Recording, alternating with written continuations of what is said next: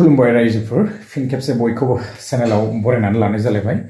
जायफ्रा इन्टारेस्ट मोनो नैबे आपडेट्सखौ लालांनो हागोन थ' बिदिब्ला जागायलांदिनि बारा गोलाव खालामनो सानाखै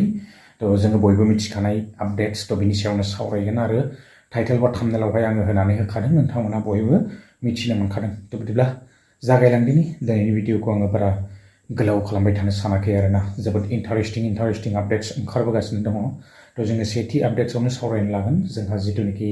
PM Kisan 23 नम्बर इनस्टलमेन्ट जों एसे आपडेट फैनायखौ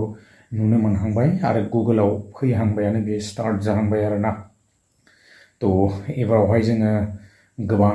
बेबायदि रांखौ बारायनायखौ जोङो मिथिनो मोनदों निस्सय बेबायदिनो बुरजा रां हाबसिगोन जानांगौ एबारावहाय थ' जोङो मिथिनो मोनदों बेबायदिनो 5,000निफ्राय लानानै 10,000नि गेजेरावहाय ना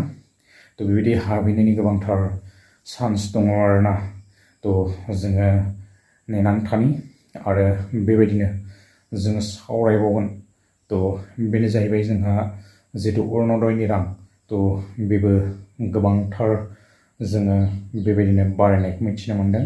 550 थाखानि जायगायाव जोङो बेबायदिनो 6,000सो जागोन होननानै जों मिथिनो मोनदों आरोना थ' जोङो नेनानै थानि निस्सय बारायदों आरो एबारावहाय बेबायदिनो 1250 थाखा नंला गोबांथार हाबगोन आरोना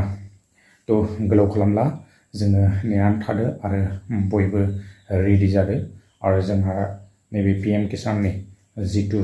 रां बेबो बोसोराव माने 20,000सो जानो थांगासिनो दङ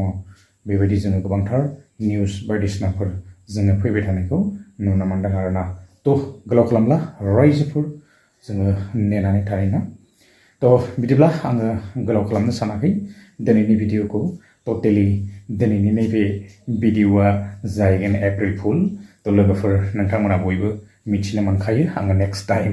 बेबायदिनो सम मोनोब्ला आपडेट्स लेटेस्ट अफिसियेल आपडेट्स आङो लानानै फैगोन थ' दिनैनि नैबे भिडिअआहाय एप्रिल फुल आरोना थ' लोगोफोर गोजोन्थों नेक्स्ट भिडिअ लोगो मोनगोन